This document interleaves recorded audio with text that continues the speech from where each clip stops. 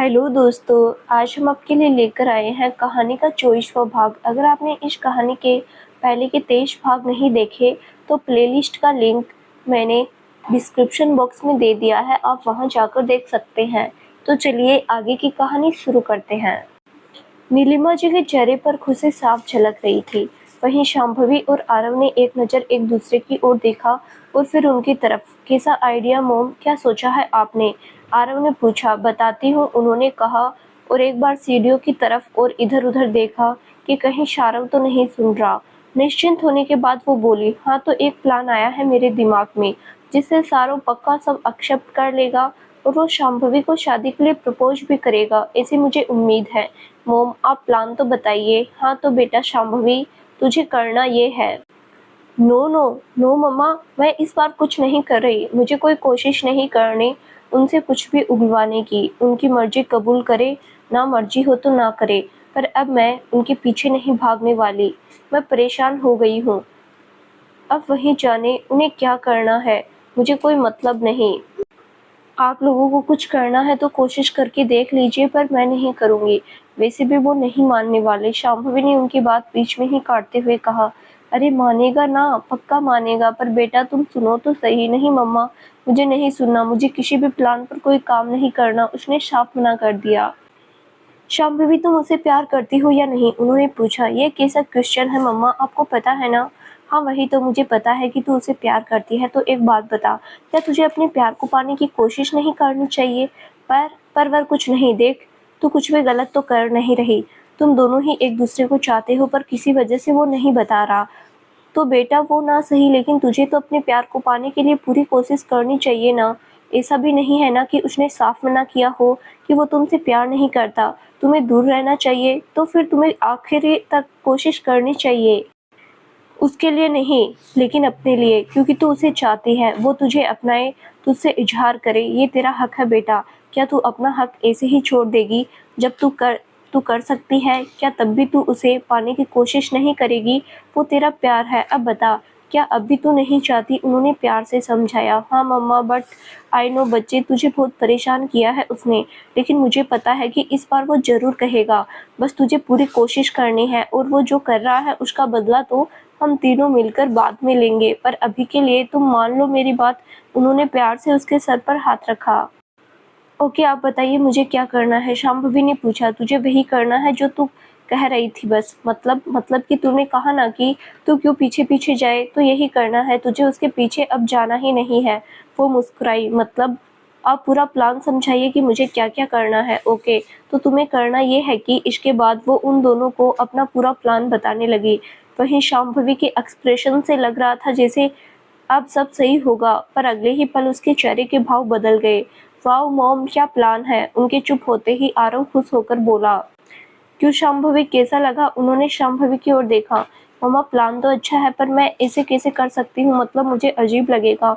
आप जानते हो ना कि मैं उन्हें प्यार करती हूँ। शांभवी को थोड़ा सा अजीब लग रहा था। अरे क्यों नहीं कर सकती, और वैसे भी ये सब तो बस प्लान है ना, तू कौन सा सच में ऐसा चाहती है? तो तू ज्यादा ना सोच, उन्होंने समझाया। पर मम्मा, आपको पक्का यकीन है कि ये काम करेगा? हाँ, आई एम 100% श्योर कि ये प्लान वर्क करेगा। अब बस तुझे कोई शक नहीं होने देना है और अच्छे से सब करना है, फिर देखना ये कैसे सब बताता है तुझे। ओके ठीक है, फिर मैं शुरू करती हूँ। उसके बाद उन्होंने अपनी हथेली आगे की, जिस पर आरव और शांभवी ने भी अपनी हथेली रख दी। मिशन कन्फर्मेशन स्टार्ट, वो एक साथ बोले। तभी उन्हें ऊपर से कुछ आवाज सुनाई दी, तो वह वापस से नॉर्मल होकर बैठ गए। उसी वक्त उन्हें सीढ़ियों पर से आता हुआ सारव दिखाई दिया। उसने एक नज़र तीनों की ओर देखा और फिर आकर शांभवी की बगल में बैठ गया। क्या हुआ, आप लोग इतना शांत क्यों हैं? उसने तीनों की तरफ गौर से देखा। कुछ नहीं, वो हम तो बस ऐसे ही डिस्कस कर रहे थे कुछ। क्या? कुछ खास नहीं ब्रो, आपके मतलब का नहीं है। ऐसे कैसे, मुझे भी बताइए क्या डिस्कस चल रहा था? उसने शांभवी की ओर देखा, जो चुपचाप दूसरी ओर देख रही थी। शांभवी बोल रही थी कि अब कुछ दिनों में ही उसके एग्जाम्स स्टार्ट हो रहे हैं, तो वो अब हमारे घर इतना नहीं आ पाएगी। बोल रही थी कि काफ़ी सिलेबस खींचना है उसे। हम तो बस बोल रहे थे कि जब भी टाइम मिले तब आ जाए, आखिर हमारा भी तो मन नहीं लगता। उसकी मॉम ने बताया। क्या दिक्कत है तुम्हें? कुछ नहीं समझ आ रहा तो मुझसे भी पूछ सकती हो, इतना प्रेशर क्यों ले रही हो? सारव ने तुरंत शांभवी की तरफ गर्दन घुमाई। नहीं, मुझे आपसे कोई हेल्प नहीं चाहिए, मैं खुद ही देख लूँगी। वैसे भी आप भी तो बिजी रहेंगे, आपके पास तो और भी स्टूडेंट हैं। अब मैं कोई स्पेशल तो हूँ नहीं, शांभवी ने सपाट लहजे में कहा। लेकिन उसकी बात सुनकर सारव के चेहरे के एक्सप्रेशन चेंज हो गए थे। उसने तुरंत शांभवी का हाथ पकड़ा और अपनी तरफ घुमा लिया। क्या हुआ? क्या प्रॉब्लम है? ये किस तरह से बात कर रही हो? अभी तो सब नॉर्मल था, एकदम से क्या हो गया? तो वो उसकी आंखों को देख रहा था। शांभवी ने एक नज़र उसकी तरफ देखा और फिर अपना हाथ छुड़ा लिया। मुझे क्या प्रॉब्लम होगी? सही तो कह रही हूँ, मैं भी तो आपकी स्टूडेंट ही हूँ ना। उसने स्टूडेंट शब्द पर थोड़ा ज़्यादा जोर दिया। तुम। सारव आगे बढ़कर कुछ करता कि तभी उसकी नज़र अपनी माँ पर गई और वो रुक गया। पर शांभवी का इस तरह से रिएक्ट करना उसे अच्छा नहीं लग रहा था। वहीं नीलिमा जी और आरव ने एक दूसरे की ओर देखा। उन्हें शाहरुख को देखकर हंसी आ रही थी, लेकिन उन्होंने खुद को रोक लिया था। मैम, लंच तैयार है, चलिए आप सब खाना खा लीजिए। तभी राधा किचन से बाहर निकली और डाइनिंग टेबल पर खाना लगाने लगी। शांभवी, चलो बेटा खाना खा लेते हैं, वैसे आज मैंने तुम्हारा फेवरेट ही बनवाया है, नीलिमा जी ने उठते हुए कहा। तो शांभवी मुस्कुरा दी। वो सभी जाकर लंच के लिए बैठ गए। वहीं राधा उन्हें सर्व करने लगी। सुन, क्या हुआ है इसे? ये इतना अजीब रिएक्ट क्यों कर रही है? मेरे आने से पहले कुछ हुआ था क्या? सारव ने अपनी बगल में बैठे आरव से एकदम धीमी आवाज में पूछा। नहीं तो कुछ भी नहीं हुआ, पर ब्रो आपको अजीब क्यों लग रहा है? शांभवी तो नॉर्मल ही है। आरव भी चम्मच को हल्के से टेबल पर मारते हुए बोला। तू पागल है, ये तुझे किस एंगल से नॉर्मल लग रही है? सारव ने शांभवी की ओर देखा, जो उनके सामने बैठी हुई चुपचाप खाना खा रही थी। क्यों, ऐसा क्या है? उसके चेहरे को देखकर तुझे जरा सी भी हंसी, खुशी, मस्ती, मजाक कुछ नजर आ रहा है? नहीं ना? और शांभवी नॉर्मल होने पर ऐसी नहीं होती है। अरे ब्रो, उसने बताया तो कि एग्जाम की टेंशन है, बस इसीलिए। आप ज्यादा मत सोचो और लंच करो, आरव ने कहा। तो सारव कुछ नहीं बोला और खाना खाने लगा। हालांकि उसकी नजरें अभी भी शांभवी पर ही जमी हुई थी, लेकिन शांभवी ने एक बार भी उसकी तरफ नहीं देखा। शांभवी, वो राइस पास करना जरा, उसने कहा। तो शांभवी ने बिना उसकी ओर देखे बाउल उसकी तरफ सरका दिया। दाल भी, उसने फिर से कहा और अपना हाथ बढ़ाया। शांभवी ने उसे दाल पकड़ा दी। चपाती सब एक साथ ही खाओगे क्या? नीलिमा जी ने तुरंत उसे टोक दिया। ब्रो, आपकी प्लेट में पहले से ही चपाती रखी हुई है, पहले उसे तो खत्म करो। आरव ने धीरे से उसकी प्लेट की तरफ इशारा किया तो वो झेप गया और चुपचाप खाने लगा। अच्छा, वो अचार देना, कुछ देर बाद उसने कहा। तो शांभवी उसकी ओर देखने लगी। भाई, आप कब से अचार खाने लगे? आप तो सादा खाना ही खाते हो। आरव से रहा नहीं गया। वहीं सारव ने उसकी तरफ आंखें तरेरी। तुझसे चुप नहीं रहा जाता, ये बात वो भी बोल सकती थी, पर तेरी चोंच पहले ही खुल जाती है, उसने धीमे से कहा। वहीं शांभवी ने अचार उसकी तरफ बढ़ा दिया और वापस खाना खाने लगी। उसने सारव की बात पर किसी तरह का कोई रिएक्ट नहीं किया और सारव को उसकी चुप्पी अच्छी नहीं लग रही थी। ओह, समझा। तो मैडम अभी रूम वाली बात की वजह से नाराज है। मैंने इन्हें आई लव यू नहीं बोला, पर वैसे तो जब ये नाराज होती है तो गुस्सा दिखाती है, लेकिन अभी तो ये गुस्सा भी नहीं दिखा रही, बस शांत हो रखी है। ये लड़की सच में मेरे समझ से परे है। खैर, मान जाएगी खुद ही, सारव ने मन में सोचा। और वो खाते हुए बार बार उसे ही देख रहा था। हालांकि अब उसने उससे बात करने की कोशिश नहीं की। इधर रैनी हॉस्पिटल के रूम में अकेला बैठा हुआ था। उसने दोनों पैर मोड़कर अपनी छाती से लगा रखे थे। घुटनों के ऊपर कोहनी टिकाकर दोनों हथेलियों से उसने गर्दन को पीछे से पकड़ रखा था। उसके बाल बिखरे हुए थे और चेहरा भी मुरझाया हुआ था। वो काफी दुबला पतला भी हो चुका था। वो जानता था कि वो मास्क मैन सच में है, लेकिन यहाँ उसकी बात मानने वाला कोई नहीं था। इसी वजह से अक्सर वो वॉयलेट हो जाता था और फिर इलाज के नाम पर उसे वो सब झेलना पड़ता जो किसी भी दिमागी रूप से बीमार इंसान को झेलना पड़ता था। यहाँ की अजीब सी दिनचर्या, सादा खाना, सब उसे उबाऊ लगता था, लेकिन वो कुछ कर भी नहीं सकता था। उसे इस वक्त वो दिन याद आ रहा था जब उसने शांभवी को होटल में मिलने के लिए बुलाया था। कितना कुछ सोच रखा था उसने कि वो वहाँ एक बार फिर शांभवी को हासिल कर सकेगा। साथ ही वो शांभवी को इस बात की सजा भी देना चाहता था कि वो सारव के करीब क्यों जा रही थी, उसके साथ डांस और बाकी सारी चीजें क्यों कर रही थी। उसे इस बात से ही गुस्सा आता था कि उसे कोई और हाथ लगाए। उसे लगता था कि वो उसके हाथ से निकल जाएगी और वो ये नहीं चाहता था, इसीलिए वो उसे मजबूर करना चाहता था ताकि वो सिर्फ उसके हाथों की कठपुतली बनकर रह जाए। उस दिन उसका प्लान यही था, लेकिन अपना काम होने की खुशी में वो भूल ही गया था कि वो शांभवी, जो उसे देखना भी नहीं चाहती थी, वो किस करने की कोशिश करने पर जो तड़प उठी थी वो इतनी आसानी से कैसे मान गई। उसने सोचा ही नहीं कि ये किसी का प्लान भी हो सकता है और मैं अपनी लापरवाही को वजह से उस प्लान में फंस गया। मैं समझ गया हूँ कि मास्कमैन का आना पहले से ही प्लान किया जा चुका था। कोई तो था जो मुझे पीटना चाहता था, लेकिन मुझे ये समझ नहीं आ रहा आखिर ये सब किया किसने। पर मुझे ये समझ आ चुका है, वो जो भी है वो या तो खुद कॉलेज से ही है कोई, या फिर उसका कोई साथी कॉलेज से है। न जाने क्यों मुझे बार-बार शांभवी और सारों पर शक हो रहा है, लेकिन उनके खिलाफ मुझे कहीं कोई सबूत भी नहीं मिले।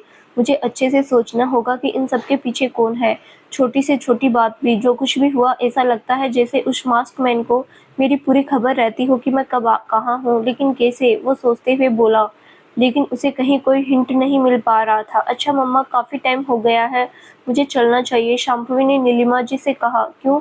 अभी तो कितनी देर हुई है, 2 ही बज रहे हैं, चली जाना बाद में। तभी सारू बोल पड़ा। वो तब से उससे बात करने की कोशिश कर रहा था, लेकिन शांभवी को कोई मतलब नहीं था।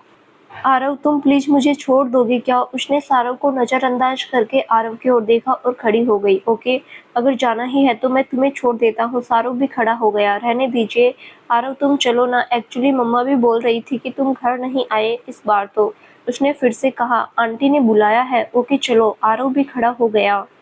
शांभवी ने नीलिमा जी को बाय बोला और आरव के साथ बाहर निकल गई। वहीं सारव परेशान सा उसे देख रहा था। उसे समझ नहीं आ रहा था कि ऐसा कैसे हो सकता है, क्योंकि शांभवी तो उसके साथ वक्त बिताने का हर छोटे से छोटा मौका भी नहीं छोड़ती है। फिर आज उसके कहने के बाद भी वो बिना उस पर ध्यान दिए चली गई। इधर दरवाजे से बाहर निकलते हुए आरव और शांभवी ने एक दूसरे की ओर देखा और मुस्कुरा पड़े। रात का वक्त था। सारव परेशान सा बिस्तर पर लेटा हुआ था। उसके दिमाग में अब भी शांभवी का आज का बिहेवियर घूम रहा था। उसे कुछ समझ नहीं आ रहा था कि आखिर हुआ क्या है। वो पहले भी जाने कितनी बार उससे नाराज हुई है, गुस्सा किया है, लेकिन कभी इस तरह से उसे इग्नोर नहीं किया है। वो तो हमेशा ही बोलती थी कि उसे कोई मतलब नहीं उसकी हाँ हो या ना हो, लेकिन अब वो उसी को लेकर ऐसे कर रही थी। उसे इतना बुरा लग गया। खैर, फिर भी वो उससे बात करना चाहता था। यही वजह थी कि रात के 12 बजे भी उसने उसे कॉल लगा दी। हालांकि वो अक्सर ही देर रात में बात करते थे, लेकिन आज घर जाने के बाद से ही उसने उसे कोई कॉल या मैसेज नहीं किया था। ये भी उसे कुछ कम नहीं खटक रहा था। फ़ोन की रिंग जा रही थी, लेकिन हमेशा की तरह कुछ ही सेकंड में कॉल रिसीव नहीं हुई। क्या बात है, कहीं सो तो नहीं गई? पर इतना सब करने के बाद उसे नींद कैसे आ सकती है? वो मन ही मन सोच रहा था। वो समझ गया था कि अब बात नहीं हो पाएगी, लेकिन तभी उम्मीद के विपरीत कॉल रिसीव हो गई। हेलो, शांभवी की आवाज़ आई। हाँ, क्या कर रही हो? कुछ नहीं, बस सोने जा रही थी। बोलिए, उसने औपचारिक तरीके से कहा। क्या हुआ, तुम क्यों ऐसे बिहेव कर रही हो? सारव से रहा नहीं गया। मैं तो नॉर्मल ही हूँ। मुझे पता है कितनी नॉर्मल हो। देखिए, अगर कोई ज़रूरी बात नहीं है तो फिर मैं रखती हूँ, सुबह जल्दी भी उठना है मुझे। संभवी यार प्लीज़, तुम फिर से शुरू मत हो जाओ। पहले भी तुम अच्छे से पढ़ाई कर रही थी। एक ही दिन ऐसा कुछ नहीं हो गया जो तुम इस तरह से दिखा रही हो। पर मुझे और अच्छे से करनी है शो। ओके कर लेना, मैं रोक नहीं रहा। मैं खुद तुम्हारी हेल्प करूँगा, पर मेरी बात सुनो। इतनी देर से वही तो सुन रही हूँ। खैर बोलिए। उसने गहरी सांस ली। वो मुझे तुमसे मिलना है। वाट, मैंने आपको पहले भी मना किया है कि मैं ऐसे रात में आपसे नहीं मिल सकती। फिर भी देखिए, बहुत रात हो गई है, मुझे सोना है। बेहतर होगा आप भी सो जाइए। उसने मना किया। शांभवी, मैंने कहा ना, मुझे मिलना है तो बस मैं आ रहा हूँ और तुम्हें भी आना होगा। मुझे नहीं पता कैसे, पर तुम आ रही हो। मैं नहीं आ सकती, उसने थोड़ा जोर देते हुए कहा। मैं कुछ नहीं जानता, मैं आ रहा हूँ, बाकी तुम सोच लो। आपको समझ नहीं आता क्या? मैंने बोला ना नहीं मिल सकती, तो क्यों परेशान कर रहे हैं? ओके, आपको आना हो तो आप आ जाइए, खड़े रहना अकेले ही। मैं सोने जा रही हूँ, बाय, गुड नाइट, उसने रूखे स्वर में कहा और कॉल कट कर दी। शाम सारव ने फ़ोन को देखा और फिर वापस उसे कॉल लगा दी, लेकिन शांभवी ने कॉल कट कर दी। यार क्या है, क्यों परेशान कर रही हो? बोलते हुए उसने एक बार फिर से कॉल लगाई, लेकिन शांभवी का फ़ोन स्विच ऑफ था। ये देखकर वो और भी ज़्यादा परेशान हो गया। क्या हो गया है इसे? क्यों ऐसे कर रही है? ये ऐसी तो नहीं थी, फिर एक ही दिन में इतना कैसे चेंज हो गई? इसे पता है मुझे ये सब अच्छा नहीं लगता, फिर भी वही कर रही है। ये मुझे हर्ट कैसे कर सकती है? ऐसे कैसे जवाब दे सकती है? ऊपर से फ़ोन भी स्विच ऑफ कर लिया। उसे पता है मुझे ये चीज़ हर्ट करती है, फिर भी यार इतना भी तो कुछ मैंने नहीं कहा। ऊपर से मैं तो इसके क्लोज ही आ रहा था। मैंने ये तक बोल दिया है कि तुम मेरी वाइफ हो, फिर भी कुछ समझना नहीं है। खुश होने के बजाय ये सब कर रही है। यार कोई बंदा वो सब कर रहा है जो उसे करना चाहिए, ईमानदारी से अपना रिश्ता निभा रहा है, बस कह नहीं रहा। तो क्या ऐसा करना चाहिए? इजहार इतना ज़रूरी होता है क्या? वो खुद से बोल रहा था, नहीं कुछ अलग नहीं हुआ है, वो बस नाराज़ है, पागल है ना, इसीलिए कुछ नहीं समझती। कल जब उसका गुस्सा उतरेगा तब उसे रियलाइज़ होगा कि उसने मेरे साथ कैसा बिहेव किया है, कैसे बात की है, तो अपने आप मान जाएगी। वो गुस्सा कर सकती है पर मेरे साथ इस तरह से बात नहीं कर सकती, मैं जानता हूँ उसे। वो मुझे हर्ट करने के बारे में सोच भी नहीं सकती। मुझे कुछ भी फालतू नहीं सोचना चाहिए और परेशान भी नहीं होना चाहिए। कल सब ठीक हो जाएगा, अभी मुझे सो जाना चाहिए, उसने खुद को ही समझाया और फिर फ़ोन को साइड में रखकर लेट गया। सारा अपनी कार में बस स्टैंड के पास आ चुका था। उसने अपनी नज़रें इधर-उधर दौड़ाई पर उसे शांभवी कहीं नज़र नहीं आ रही थी। कहाँ रह गई, दिख नहीं रही। आज लेट भी नहीं हूँ। उसने अपनी रिस्ट वॉच की ओर देखा और फिर बाहर देखने लगा। कहीं आज छुट्टी तो नहीं मार ली? पर कल तो उसने बोला था कि पढ़ाई करनी है। नहीं, वो कॉलेज से छुट्टी तो नहीं लेने वाली, कॉल करके ही पूछ लेता हूँ। उसने अपना फ़ोन निकाला और शांभवी को कॉल किया। हेलो, हाँ कहाँ हो तुम? मैं वेट कर रहा हूँ, मैं कॉलेज आ चुकी हूँ। व्हाट? और बताया भी नहीं, एटलीस्ट इन्फॉर्म तो करना चाहिए ना यार। सॉरी कुछ काम था बट आपको इतना ज़्यादा परेशान होने की ज़रूरत नहीं है। अब से मैं खुद ही आ जाऊँगी, आप आ जाइए वरना लेट हो जाएंगे, शांभवी ने कहा और कॉल कट कर दी। हाँ, उसने सांस छोड़ते हुए सिर हिला दिया और कार वापस आगे बढ़ा दी। सारा कॉलेज आ चुका था, उसके चेहरे पर परेशानी साफ दिख रही थी। जाहिर सी बात है कि शांभवी की हरकतें उसके गले से नहीं उतर रही थी। उसने कभी उसे इस तरह से देखा ही नहीं था। वो हमेशा उसके बारे में सोचती थी, किसी भी चीज़ से उसे कोई प्रॉब्लम ना हो, भले ही खुद उसे ही क्यों ना थोड़ी परेशानी उठानी पड़ जाए। उसने तो सोचा था कि कल तक सब ठीक हो जाएगा, वो अपने रूड बिहेवियर के लिए सॉरी भी बोल देगी, लेकिन यहाँ तो उल्टा हो रहा था। वो ये सब सोचते हुए अपने केबिन की तरफ जा रहा था कि तभी उसकी नज़र दूसरी तरफ वाले कॉरिडोर में पड़ी। सामने शांभवी अलका और 3 लड़कों के साथ खड़ी बातें कर रही थी। उसके चेहरे से कहीं भी ऐसा नहीं लग रहा था कि उसने कुछ भी अजीब किया है, ना ही उसके चेहरे पर सारा से इस तरह से बातें करने का कोई गिल्ट नज़र आ रहा था। ऐसा लग रहा था जैसे उसे इस बात से कोई मतलब ही नहीं है कि सारा को बुरा लगा है। तो ये है इसका ज़रूरी काम जिसके लिए इतनी जल्दी आ गई, वो बुदबुदाया। उसके चेहरे पर भी अब हल्की नाराज़गी उतर आई थी। उसने शांभवी की तरफ कदम बढ़ाया, लेकिन अगले ही पल वो रुक गया। नहीं, मैं क्यों बोलूँ जाकर कि मुझे अच्छा नहीं लग रहा? क्या उसे नहीं पता कि मैं क्या फ़ील करता हूँ? अगर फिर भी उसे ये सब करना है तो ठीक है, मैं भी पीछे-पीछे नहीं घूम सकता। फ़र्क पड़ेगा तो खुद आ जाएगी, करे जो मर्ज़ी करना है, मैं भी कोई रिएक्ट नहीं करूँगा, उसने सोचा और फिर वापस केबिन की ओर बढ़ गया। हालाँकि कहीं न कहीं उसे शांभवी का इस तरह से उसकी फ़िक्र न करना, उसके बारे में न सोचने का बुरा लग रहा था। वो उस पर पाबंदियाँ लगाने वालों में से नहीं था, ना ही ये चाहता था कि वो बस उस तक ही सीमित रहे, पर फिर भी उसे उन सबके साथ हँसते मुस्कुराते देख हल्की सी जलन हो रही थी। वो ये भी जानता था कि जब वो भी उससे अच्छे से बात नहीं करेगा, तो वो रह नहीं पाएगी और मान जाएगी। यही वजह थी कि उसने भी निर्णय ले लिया था कि उसे क्या करना है। आज 4 दिन बीत चुके थे पर सारा और शांभवी के बीच कुछ खास बात नहीं हुई थी।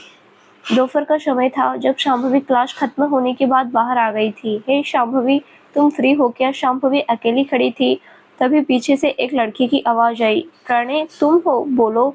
वो उसकी तरफ पलटकर मुस्कुराई। उनसे कुछ दूर खड़ा शाहरुख भी उन दोनों को ही देख रहा था। उसके चेहरे पर हल्का गुस्सा आ गया था। पिछले 4 दिनों से वो इस लड़के को शांभवी के आसपास ही मंडराते देख रहा था। वैसे तो वो अच्छे से जानता था इसे, ये शांभवी की क्लास में ही था और काफ़ी अच्छा स्टूडेंट था, कैरेक्टर भी अच्छा था, इसीलिए वो खुद भी उसे पसंद करता था। पर जब से वो शांभवी के करीब रहने लगा था तब से उसकी आंखों में खटकने लगा था। उसने सोमवार से ही नोटिस किया था कि जब से शांभवी से उससे अच्छे से बात की थी तब से वो क्लास में भी उसे ही तकता रहता था और क्लास से बाहर अक्सर वो शांभवी के पास ही नज़र आ जाता। कभी कुछ और स्टूडेंट साथ में होते तो कभी अकेला ही। यहाँ तक कि शांभवी भी उसे बराबर भाव दे रही थी। वो उसे इग्नोर करने की बजाय अच्छे से बात करती थी, हंसी मजाक भी। वही उसके साथ ना तो कॉलेज पर ढंग से बात करती थी, ना ही साथ में कॉलेज आती थी, और जब भी वो कोशिश करता तो पढ़ाई या किसी और चीज़ का बोलकर चली जाती। यही वजह थी कि आज फिर प्रणय को शांभवी के पास देखकर वो चिढ़ गया था।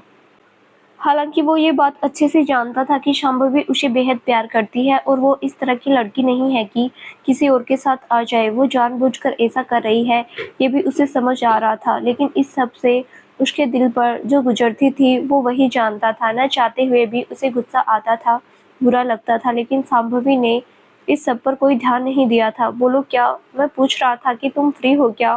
प्रणय ने वापस पूछा। ओ हाँ, फिलहाल तो फ्री ही हूँ। बोलो, शांभवी ने जवाब दिया।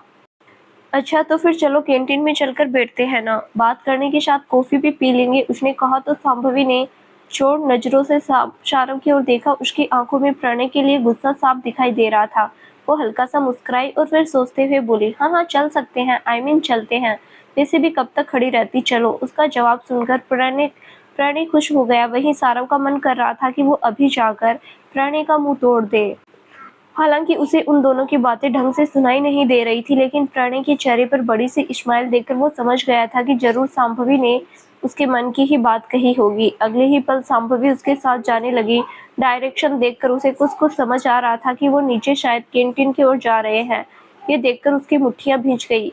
ये अब इसके साथ क्यों जा रही है? इस तरह से तो इस मजनू के मन में और लड्डू फूटेंगे इसको लेकर। इसे समझ नहीं आता क्या ये प्रणय इंटरेस्टेड है इसमें? उसने दोनों को घूरते हुए मन में कहा। दूसरी तरफ शांभवी ने हल्के से ऊपर की ओर देखा और अपने होठों को अंदर करके एक पल के लिए आंखें बंद की। भगवान जी, कहीं मेरे प्यार को पाने में इस बकरे की बलि न चढ़ जाए। उनके एक्सप्रेशन से तो लग रहा था जैसे कच्चा चबा जाएंगे। प्लीज आप इसे उनके गुस्से की भेंट चढ़ने से बचा लेना। सॉरी प्रणय, लेकिन मुझे ये करना ही है। उसने तरस खाने वाली नजरों से अपने साथ चल रहे प्रणय की ओर देखते हुए मन ही मन कहा। उसने शांभवी को अपनी तरफ देखता पाकर अपनी कोलगेट स्माइल दे दी। वही सारव गुस्से में उन दोनों की तरफ तेजी से बढ़ा। ऐसा लग रहा था कि आज प्रणय की शामत आनी तय है। सारव अपना सिर पकड़कर बैठा हुआ था। उसके चेहरे पर दर्द, गुस्सा, परेशानी सब नुमाया हो रही थी। जब से वो कॉल आई थी और उसने उससे बात की थी, तब से ही वो ऐसे ही बैठा हुआ था। उसके दिमाग में विचारों का तूफान आया हुआ था, लेकिन वो एकदम शांत बैठा हुआ था। निकिता ने उसे कॉल की थी, जाने कितनी ही बातें बोली उसने, और अब वो उसके दिमाग में घूमने लगी थी। सारव, तुम्हें तो मेरी याद भी नहीं आई। उसने यूं कहा था मानो जो हुआ था उसे याद ही ना हो। कॉल करते ही कितनी मीठी आवाज में कितने प्यार से बात कर रही थी। जब उसने गुस्से से उसे कॉल कट करने को कहा, ये कहा कि वो उससे बात नहीं करना चाहता, तो फिर अपने प्यार की दुहाई देने लगी, याद दिलाने लगी कि कौन कौन से वादे किए थे उसने। सारव, तुम तो प्यार करते थे मुझसे, याद है ना? क्या क्या वादा किया था? हम शादी करेंगे, यहाँ जाएंगे, ये करेंगे, कितना कुछ। और मैं भी तो कितना प्यार करती थी तुमसे, लेकिन सिर्फ एक गलती। एक गलती क्या हो गई? तुमने तो मुझसे रिश्ता ही तोड़ लिया। गलती? उसे तुम गलती कहती हो? तुमने धोखा दिया था मुझे। धोखा? वो चीख पड़ा था, लेकिन फिर भी उसने कहाँ माना। बेशर्मों की तरह अब भी वो खुद को डिफेंड कर रही थी। धोखा नहीं था, तुमने ही तो नहीं ध्यान दिया मुझ पर। तो मुझसे भी गलती हो गई, आखिर इंसान ही तो हूँ। एक बार जो हुआ जरूरी तो नहीं हर बार होता, लेकिन तुमने तो मुझसे रिश्ता ही तोड़ दिया। तुम तो इतने समझदार थे, समझ सकते थे, वापिस सब सही कर सकते थे, लेकिन तुमने नहीं किया। तुम चले गए। क्यों? तुम्हें मुझे समझाना चाहिए था, मेरे साथ होना चाहिए था, वो बोली। पर उसकी बातों से सारव को गुस्सा आ चुका था। उसने उसे कॉल कट करने को कहा। वो एक भी सेकंड उससे बात नहीं करना चाहता था, लेकिन वो नहीं मानी। अच्छा ओके, कोई बात नहीं। वैसे भी मैंने ये सब बोलने के लिए कॉल नहीं की थी तुम्हें। मुझे तो कुछ और ही कहना था। हमारे बीच क्या हुआ क्या नहीं, तुम्हें क्या करना चाहिए था, मुझे क्या करना था, इस सब को रहने देते हैं। वो सब बीत चुका है तो बस छोड़ देते हैं। मैं ये बोल रही थी, क्यों ना अब हम एक नई शुरुआत करें अच्छे से, पुरानी सब बातों को भूलकर। शारव, तुम्हारे जाने के बाद मुझे रियलाइज हुआ कि तुम मुझसे कितना प्यार करते हो। करता था, अब नहीं करता, उसने टोका। हाँ ओके, मुझे सब पता है, बस गुस्सा आया हुआ है। छोड़ो ना उसे, बस मेरी बात सुनो। बोलो, वो चिढ़कर बोला। आज सब क्लियर कर देना चाहता था, इसीलिए उसने कॉल कट नहीं की। वो दरअसल, तुम्हें पता है ना कि मैं तुमसे बहुत प्यार करती हूँ, और क्यों ना हम शादी कर ले। मैं तुम्हें बेइंतहा प्यार करूंगी। वाट? शादी? और वो भी तुमसे? तुम्हारा दिमाग खराब है? तुम्हारे साथ मैं लड़ना भी ना चाहूँ और तुम शादी की बात कर रही हो। देखो, मेरा ना दिमाग खराब मत करो। मुझे तुमसे ना कोई प्यार है, ना ही कोई मतलब, इसीलिए मुझे तुमसे कोई बात ही नहीं करनी। So please go and again मुझे डिस्टर्ब मत करना। आई नो तुम मुझसे प्यार करते हो, बहुत करते हो। बस अभी गुस्सा हो, अब छोड़ो बिना ये सब, हम शादी कर लेंगे उसके बाद। ओ जस्ट सेटअप यार, क्या शादी शादी लगा रखा है? तुम्हें एक बार में समझ नहीं आता क्या? मैं तुमसे कोई रिश्ता नहीं रखना चाहता, मैं तुम्हें याद भी नहीं करना चाहता। क्यों? क्यों सारव, आखिर ऐसा क्यों? क्या हो गया है अब? कोई मिल गई है जिसकी वजह से तुम्हें मेरी याद भी नहीं आई, जिसकी वजह से तुम मेरे साथ रिश्ता नहीं रखना चाहते, मुझे माफ़ नहीं करना चाहते? कौन है वो? कोई भी हो, मैं अननोन पर्सन से अपनी पर्सनल बातें शेयर नहीं करता। I don't who are you, so please. ओ मतलब सच में कोई मिल गई है तुमसे? मतलब मैंने कहा ना, मुझे तुमसे कोई बात नहीं करनी, तो क्यों मेरे पीछे पड़ी हुई हो? तुम्हें क्या लगता है कि तुम किसी और के साथ आगे बढ़ जाओगे और मैं बढ़ने दूंगी? नेवर, तुम मेरे हो, you are mine, just set up. तुम्हें जो करना है करके देख लो, पर मुझे नहीं पा सकोगी। उसने गुस्से से कहकर कॉल कट कर दी थी और फिर उसे ब्लॉक भी कर दिया था। लेकिन अब उसकी बातें उसके दिमाग में घूम रही थी, पता नहीं क्यों। उसे निकिता की बातों से वो उसे सीरियस लग रही थी। वो चाहकर भी उसे भूल नहीं पा रहा था। उसकी आंखों में आंसू आ गए, धुंधलाई आंखों से उसे शांभवी का चेहरा नजर आया। क्यों क्यों मुझे एक अजीब सा दर्द हो रहा है? क्यों मुझे बुरा लग रहा है? मैं तो तुमसे प्यार करता हूँ ना शांभवी, फिर क्यों मुझे उसकी बातों से फर्क पड़ रहा है? नहीं, ऐसा नहीं हो सकता, मुझे उससे कोई फर्क नहीं पड़ सकता। वो कुछ भी नहीं है मेरे लिए। मेरे लिए जो कुछ भी हो वो तुम हो। मैं इन सब की वजह से तुम्हें नहीं खो सकता। मैं तुमसे प्यार करता हूँ। I really love you Shambhavi. मेरी जिंदगी में अगर कोई मेरी वाइफ बनकर आएगी तो वो तुम होगी, कोई और नहीं। कोई और कुछ करे उससे पहले ही मैं तुम्हें अपना बना लूंगा। वो रो पड़ा। सारा कॉलेज घर के लिए निकल रहा था। इस वक्त भी उसके दिमाग में निकिता की बातें घूम रही थी। वो सोच रहा था कि वो आखिर क्या ऐसा कर सकती है, कहीं उसे संभवी के बारे में पता तो नहीं चल गया है और अब वो उसे नुकसान पहुंचाना चाहती हो। उसके दिमाग में यही सब चल रहा था। वो गाड़ी लेकर कॉलेज से बाहर आया और थोड़ा रुका तो अचानक ही उसकी नज़र शांभवी पर पड़ी। वो इस वक्त भी प्रणय के साथ ही खड़ी थी। शांभवी भी उस पल उसे ही देख रही थी। सारव ने कोई रिएक्शन नहीं दिया और सामने की ओर देखते हुए गाड़ी आगे बढ़ा दी। इधर शांभवी अचानक ही कुछ सोचने लगी। उसे अजीब लग रहा था कि सारव ऐसे ही चला गया, जबकि ऐसा नहीं होता था। कल की तरह आज उसके साथ आयशा भी नहीं थी। चेहरे से भी वो काफी परेशान सा लग रहा था, जैसे उसके मन में कुछ रहा हो। उसे लग रहा था कि कहीं ना कहीं कुछ तो हुआ है, कोई तो प्रॉब्लम है। यही वजह थी कि अब वो भी परेशान हो गई थी। भले ही वो कुछ भी क्यों ना कर ले, लेकिन सच तो यही था कि वो उसे बेहद प्यार करती थी और उसे परेशान नहीं देख सकती थी। उसे भी बहुत मुश्किल होती थी उससे बात किए बिना रहने में। प्रणय के साथ तो फिर भी वो एक दोस्त की तरह रह लेती थी, पर जब उसके लिए वो शारव को इग्नोर करती तो उसे भी अच्छा नहीं लगता था। क्या हुआ है? कहीं आप मेरे इस बिहेवियर की वजह से परेशान नहीं हैं? मुझे ऐसा क्यों लग रहा है कि मुझे ये सब बंद कर देना चाहिए, पर आप कुछ बोलते भी तो नहीं। बोल देंगे तो क्या ही हो जाएगा? इतना बुरा लग रहा है मुझे भी और आपको भी, पर फिर भी आप मुझे कुछ नहीं बता रहे। प्लीज अब तो कह दीजिए कि आप मुझसे प्यार करते हैं। वो मन ही मन बोली। तभी प्रणय ने उसके हाथ घुमाया। शांभवी, हाँ। वो चौंक गई। कहाँ खोई गई हो? बस आ गई है, बैठना नहीं है? उसने सामने खड़ी बस की ओर इशारा किया तो वो बिना कुछ बोले उसमें चढ़ गई। आज फिर संडे था। शांभवी छत पर धूप सेक रही थी। हाथों में पकड़ा फोन वो घुमाते हुए कुछ सोच रही थी। पूरा एक सप्ताह हो गया था उसे ये सब करते हुए, लेकिन उसने अब तक नहीं कहा तो नहीं कहा। कल वो कितना परेशान दिख रहा था। उसे लगा था कि वो शायद अब बता देगा, लेकिन कोई कॉल नहीं आई थी। यही वजह थी कि अब वो और भी ज्यादा परेशान हो गई थी। लगता है अब मुझे ही कॉल करनी पड़ेगी और बताना पड़ेगा कि सच क्या है। ये तो कुछ भी बताने से रहे। एक मैसेज तक करके कुछ नहीं कहा इन्होंने। सच में बहुत खराब इंसान है। वो बड़बड़ाई और फिर सारव का नंबर डायल करने लगी, लेकिन कॉल करने से पहले ही वो रुक गई।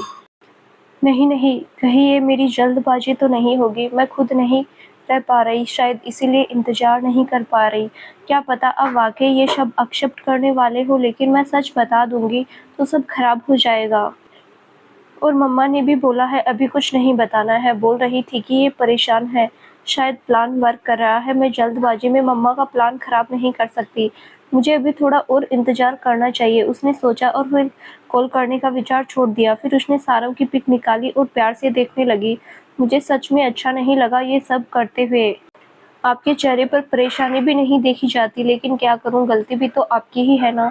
सीधे शरीफ अच्छे बच्चे जैसे मान नहीं सकते। सिर्फ आपके लिए ही नहीं, मेरे लिए भी ये बहुत टफ है। सच्ची आई लव यू, उसने कहा और पिक को चूम लिया। इधर दूसरी तरफ शाहरुख भी अपने रूम में बैठा हुआ था। कल उसे भी लगा था कि शायद शांभवी खुद ही उससे बात कर लेगी। आखिर वो इतना परेशान जो था और वो ये बात पल में जान जाती थी, पर उसने कोई कॉल नहीं की थी। मुझे तुमसे अब बात कर ही लेनी चाहिए शांभवी, तुम नहीं मानोगी ऐसे। साथ ही वो निकिता भी तो है ना, पता नहीं क्या बकवास कर रही थी। मुझे नहीं सोचना उसके बारे में, ये तभी होगा जब मैं तुम्हारे साथ बिजी रहूंगा। हमारे बीच सब अच्छा हुआ तो कोई तीसरा आ ही नहीं पाएगा, है ना, उसने सोचा और शांभवी को कॉल लगा दी। इधर शांभवी ने भी जब उसकी कॉल देखी तो कल की परेशानी का सोचकर बिना कोई नाटक किए हुए कॉल रिसीव कर ली। हेलो, हाँ कहाँ हो, सारव ने पूछा। घर पर ही हूँ, बोलिए। फ्री हो ना? क्यों, क्या काम है? मेरे घर आ जाओ, कुछ बात करनी है, वो बोला। पर मैंने बताया था ना शांभवी, प्लीज यार, कुछ इम्पोर्टेंट बात करनी है, आ जाओ। वो चिढ़ गया। अभी? हाँ अभी, मैं वेट कर रहा हूँ। ओके, मैं आ रही हूँ। उसका लहजा देखकर वो समझ गई थी कि कोई जरूरी बात ही है, इसी वजह से वो उसके घर जाने को तैयार हो गई। सारव ने कॉल कट कर दी और मुस्कुरा दिया। अब सब सही हो जाएगा, तुम जो चाहती हो तुम्हें मिल जाएगा। मैं अपनी सारी परेशानी अब तुम्हारे हवाले करने वाला हूँ माय डियर पार्टनर। आखिर 50-50 पार्टनरशिप है ना हमारी।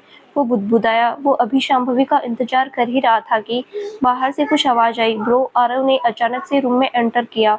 उसके चेहरे का रंग उड़ा हुआ था। ऐसा लग रहा था जैसे कुछ बड़ा घटित हो चुका है। हाँ बोलो, क्या हुआ? इतने परेशान क्यों हो? शाहरुख एकदम से खड़ा हो गया। वहीं आरव बस उसे देखे जा रहा था।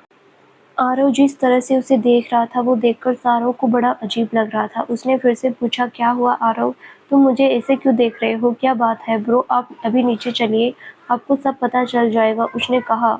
नीचे? But bro please. उसकी हालत देखकर शाहरुख को एहसास हो गया था कि कुछ गड़बड़ है। वो तुरंत रूम से बाहर निकला और आरव भी उसके पीछे भागा। सीढ़ियों से नीचे उतरते हुए उसने जैसे ही सामने देखा तो वो चौंक गया। उसके सामने निकिता खड़ी थी। वहीं उसके मॉम डैड और राधा हैरान परेशान खड़े थे। निकिता को देखकर उसके कदम रुक गए। वो उसे देखकर सब उसकी तरफ मुड़ गए। उन सबकी आंखों में ढेर सारे प्रश्न थे जिनका जवाब वो शायद सारव से चाहते थे। सारव, ये लड़की कौन है, तुम जानते हो? नीलिमा जी ने सारव से पूछा। हालांकि उसकी शक्ल देखकर उन्हें पता चल गया था कि सारव उसे पहचानता था और ये उनके लिए खुशी की बात बिल्कुल भी नहीं थी। आंटी, मैंने बताया ना आपको, मैं शाहरुख की गर्लफ्रेंड हूँ Nikita. We are in a relationship. तभी शाहरुख से पहले निकिता बोल पड़ी। तुम चुप रहो, मैं मेरे बेटे से बात कर रही हूँ। उन्होंने निकिता की ओर गुस्से से देखा और फिर शाहरुख से बोली, शाहरुख तुम चुप क्यों हो?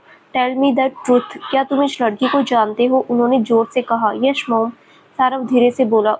उसने सोचा भी नहीं था कि निकिता उसके घर भी आ सकती है। देखा आंटी, शाहरुख ने बोल दिया है। अब तो आपको यकीन हो गया ना कि मैं सच कह रही हूँ? निकिता फिर से बोली। और मैंने अभी जो कुछ भी बताया वो सब सच ही है। हम दोनों एक दूसरे को बहुत प्यार करते हैं, यहाँ तक कि हम तो शादी भी करना चाहते थे। करने वाले हैं। मुझे लगा था कि शाहरुख ने आपसे बात कर ली होगी, बट वो शायद आप लोगों को सरप्राइज देना चाहता था, है ना शाहरुख? तुम सबको सरप्राइज करने वाले थे ना? उसने प्यार से शाहरुख से कहा। निकिता, जस्ट सेटअप यार, क्या बकवास कर रही हो तुम? मैंने तुमसे कहा ना कि मुझे तुमसे कोई शादी नहीं करनी, शाहरुख बोल पड़ा। देखा आंटी, ये अभी तक नाराज है, अभी तक ये नहीं माना। मैंने कितनी कोशिश की मनाने की फिर भी, बट आई नो कि ये मुझसे बहुत प्यार करता है, तभी तो आज तक ये किसी के साथ रिलेशनशिप में नहीं आया। ये मेरे अलावा किसी और के बारे में सोच भी नहीं सकता। खुद भी इसके अलावा किसी के बारे में मैं नहीं सोच सकती। तभी तो पिछले 4 महीनों से इसे मनाने की कोशिश कर रही हूँ। उसने अपने चेहरे पर मुस्कुराहट लाते हुए कहा। इस दौरान वो ऐसे दिखा रही थी मानो शाहरुख से उसे बेइंतहा मोहब्बत हो। शाहरुख उसके इस चेहरे को देखकर हैरान रह गया। उसे आश्चर्य हो रहा था कि कोई इतना झूठ कैसे बोल सकता है, कैसे इतना नाटक कर सकता है। वो अच्छे से जानता था कि वो उससे प्यार नहीं करती, वो अभी भी वैसी ही है। वहीं शाहरुख की मॉम निकिता की बात सुनकर शॉक थी। उन्हें याद आ रहा था कि कैसे शाहरुख शांभवी की लाख कोशिशों के करने के बाद भी उसे हाँ नहीं कर रहा था, पर उन्हें ये नहीं पता था कि उसकी वजह ये थी। उन्हें तो यकीन ही नहीं हो रहा था कि ऐसा भी कुछ हो सकता है। शाहरुख, तुम इस लड़की से प्यार करते हो, शादी करना चाहते हो? प्लीज सच सच बताओ, उसके डैड ने पूछा।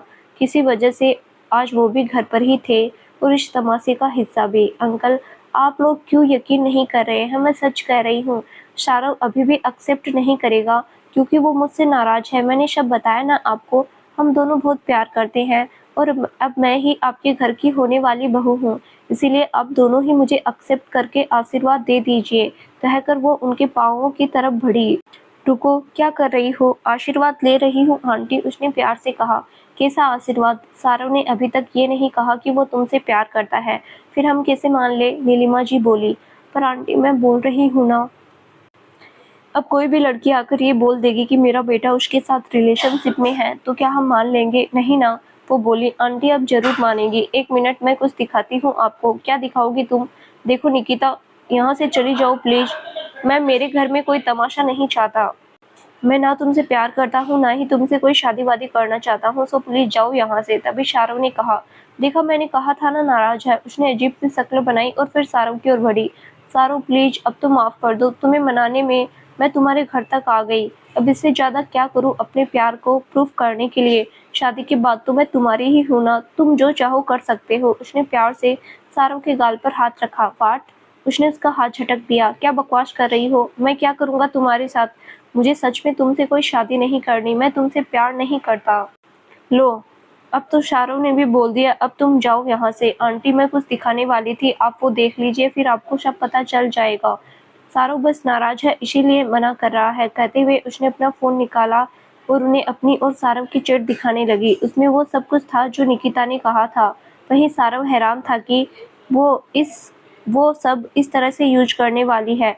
वो सभी लोग वो चैट्स देखकर शॉक थे। आंटी, मेरे पास कॉल रिकॉर्डिंग्स भी है, रुकिए सुनाती हूँ, उसने कहा और रिकॉर्डिंग भी सुना दी। सौरभ, क्या है ये शब्द? नीलिमा जी गुस्से में चीखी। तुमने तो कहा कि तुम इससे प्यार नहीं करते, फिर ये शब्द क्या है? मोम, वो सब 4 महीने पहले की बात है। हाँ, ये सच है कि मैं निकिता से प्यार करता था और शादी भी करना चाहता था, पर हमारा रिश्ता 4 महीने पहले ही टूट चुका है। मेरी तब से इससे कोई बात नहीं हुई। हाँ, कल इसने जरूर कॉल की थी, यही बकवास करने के लिए। दैट्स ऑल मोम। अब मैं इससे प्यार नहीं करता। सारव ने उन्हें समझाने की कोशिश की। हाँ मोम, ब्रो बोल रहे हैं तो हमें उनकी बात पर ट्रस्ट करना चाहिए। हम किसी अनजान पर ऐसे कैसे भरोसा कर सकते हैं? आरव भी बोला। आंटी प्लीज मुझ पर ट्रस्ट कीजिए, मैं सच कह रही हूँ। सारो प्लीज तुम भी मान जाओ ना अब। देखो, और मत परेशान करो, अब शादी के बाद परेशान कर लेना, लेकिन सबको सच बता दो। बोलते हुए वो घड़ियाली आंसू बहाने लगी। क्या यकीन कर ले, तुम 4 महीने पहले की बात कर रही हो? भला आज के टाइम पर कौन सी ऐसी रिलेशनशिप होती है जिसमें 4 महीने तक झगड़ा चलता रहे और प्यार भी बना रहे? आई एम सॉरी, बट तुम्हारी बातों पर विश्वास करना मुश्किल है, नीलिमा जी ने कहा और एक बार सारव की तरफ देखा जो चुप खड़ा था। पर आंटी, ये सच है, ये मुझसे नाराज ही है।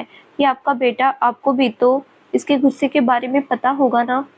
ये मेरा बेटा है, इसीलिए बोल रही हूँ। ये इतने दिन तक किसी से बेवजह नाराज नहीं रह सकता, लेकिन तुम्हारे मुताबिक तुमसे प्यार करने के बाद भी अगर ये तुमसे नाराज है तो फिर जरूर इसके पीछे भी कोई बड़ी वजह होगी। ऐसी कौन सी वजह थी जिसकी वजह से तुम्हारे बीच झगड़ा हुआ और ये तुमसे अब तक नाराज है? सारव की मोम ने दोनों की ओर देखते हुए पूछा। तो सारव चुप हो गया। वो कुछ नहीं बोला क्योंकि वो नहीं चाहता था कि उन सब चीजों को लाकर वो सबके सामने उसकी बेइज्जती करे। वहीं अब निकिता भी चुप खड़ी थी। क्या हुआ? अब तुम दोनों चुप क्यों हो? आखिर 4 महीने पहले तुम दोनों में किस बात को लेकर झगड़ा हुआ था? शाहरुख के डैड ने भी पूछा तो निकिता ने शिश्कियां लेते हुए शाहरुख की ओर देखा।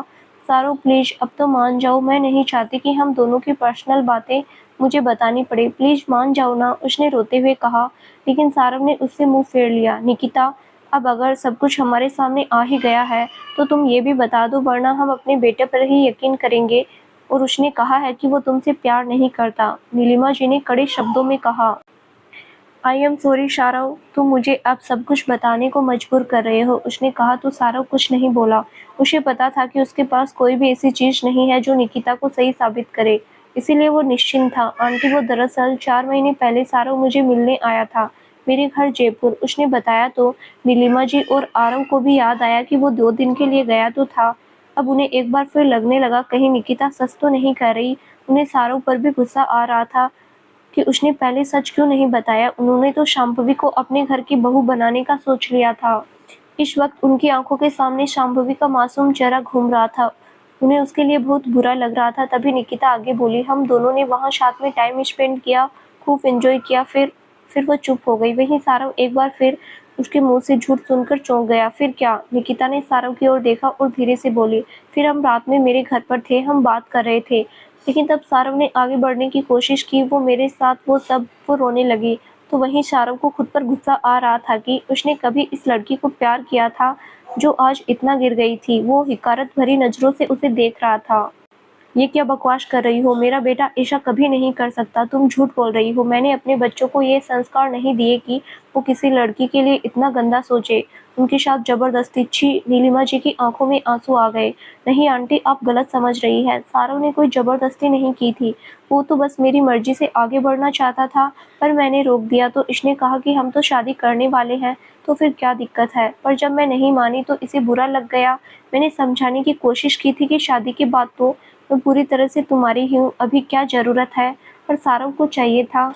यही वजह था कि हमारा झगड़ा हो गया और वो रात में ही घर से निकल आया, उसने रोते हुए कहा। ठीक उसी वक्त दरवाजे पर खड़ी शांभवी गुस्से से आगे बढ़ी, जो काफी देर से वहीं खड़ी उसका तमाशा देख रही थी। वो कुछ देर पहले ही आ गई थी, लेकिन किसी का ध्यान भी उस पर नहीं गया था। वो तेज कदमों से निकिता की तरफ बढ़ी और उसे पकड़कर अपनी तरफ घुमाते हुए एक जोरदार थप्पड़ उसके गाल पर जड़ दिया। तड़ाक! थप्पड़ की आवाज से वो सब चौंक गए। किसी को ऐसी उम्मीद नहीं थी कि ये सब बस कुछ ही पलों में हुआ था। निकिता के कानों में सीटी सी बजने लगी। गाल पर हाथ रखे हुए उसने सामने देखा। How dare you! तुम्हारी हिम्मत कैसे हुई मुझे थप्पड़ मारने की? अपना ड्रामा भूलकर वो गुस्से से चिल्लाई। चिल्लाओ मत! रही बात मेरी हिम्मत की, तो वो अभी तुमने देखी ही कहाँ है। वो अभी भी गुस्से से दहाड़ी। शांभवी बेटा, क्या हुआ? तुमने ऐसे थप्पड़ क्यों मारा उसे? नीलिमा जी ने उससे पूछा। क्योंकि ये इसी के लायक है। क्या बकवास कर रही हो तुम? निकिता ने गुस्से से कहा। बकवास मैं नहीं कर रही, तुम कर रही हो, वो भी इतने देर से। क्या बोल रही थी? इन्होंने तुम्हारे साथ वो सब करने की कोशिश की। शर्म नहीं आती तुम्हें इस इंसान के बारे में ये सब बोलने से पहले? मुझे पता है कि तुम कितनी बेकार लड़की हो, लेकिन तुम इतनी घटिया हो सकती हो, ये मैंने सोचा भी नहीं था। उसकी आंखों में नफरत थी। पर शांभवी, तुम इसे कैसे जानती हो? ये बकवास कर रही है, तो फिर सच क्या है? आरव ने पूछा, क्योंकि किसी को कुछ समझ नहीं आ रहा था। मैं बताती हूँ आरव की सच क्या है। शांभवी प्लीज छोड़ो ना। सारव ने उसे रोकना चाहा, तो वो बिफर पड़ी। क्यों छोड़ूं? उसने छोड़ा आपको? अभी भी इसने क्या बकवास की है आपके बारे में? सुना है ना आपने? फिर भी आप मुझे ही रोकेंगे? पर नहीं, मैं आज आपकी बात नहीं मानने वाली। दरअसल हुआ क्या था कि ये दोनों ही रिलेशनशिप में थे और आज से 4 महीने पहले ये इससे मिलने के लिए जयपुर गए थे। ये इसे शादी के लिए प्रपोज करने वाले थे, क्योंकि ये बार बार इन्हें मिलने के लिए बुला रही थी। लेकिन जब ये वहाँ गए तो ये लड़की किसी और के साथ थी। इन्होंने कुछ गलत नहीं किया, बल्कि गलत तो इनके साथ हुआ था। इनका दिल टूटा था और ये खुद भी टूट गए थे। और आज ये लड़की यहाँ आकर इन पर इल्जाम लगा रही है। इन पर? क्या बकवास कर रही हो तुम? मैं कोई इल्जाम नहीं लगा रही, मैं सच कह रही हूँ। निकिता चिल्लाई। जी हाँ, क्यों नहीं मैडम, एक आप ही तो हो यहाँ सच्चाई की प्रतिमूर्ति। आप कैसे झूठ बोल सकती हो? झूठे तो हम सारे हैं। क्यों? शांभवी ने उसके चारों ओर घूमते हुए ताली बजाई। आपको क्या लगता है कि ये फैमिली हम दोनों की बातों पर विश्वास न करके तुम्हारी बातों पर विश्वास करेगी? तो मोहतरमा, ये आपकी खुशफहमी है, ऐसा कुछ भी नहीं होने वाला। जो सच है वो मैंने बता दिया सबको। शांभवी बोली। तुम बकवास कर रही हो, झूठी कहानी बना रही हो। और तुम मुझे ये बताओ, तुम हो कौन? यहाँ हम अपने परिवार की बात कर रहे हैं। तुम्हारी हिम्मत कैसे हुई आउटसाइडर होकर हमारे बीच में बोलने की, और वो भी झूठ? वो गुस्से से बोली। सी इज नॉट आउटसाइडर। तभी शारव गुस्से से चीखा। सी इज माई फैमिली, और यहाँ अगर कोई आउटसाइडर है तो वो तुम हो, समझी? उसने दांत पीसते हुए कहा। तो सब भौचक्के से सारव की शक्ल देखने लगे। शांभवी को यकीन नहीं हो रहा था कि सारव ने सच में ये कहा है। ओह फैमिली, बट तुम्हारी फैमिली में तो 4 ही लोग थे, है ना? फिर ये कहाँ से आ गई? कौन है तुम्हारी? निकिता ने शांभवी को खा जाने वाली नजरों से घूरते हुए पूछा। वहीं उसकी बात सुनकर फिर से सब सारव की ओर देखने लगे कि आखिर वो अब क्या जवाब देगा। शांभवी भी हसरत भरी निगाह से उसे देख रही थी।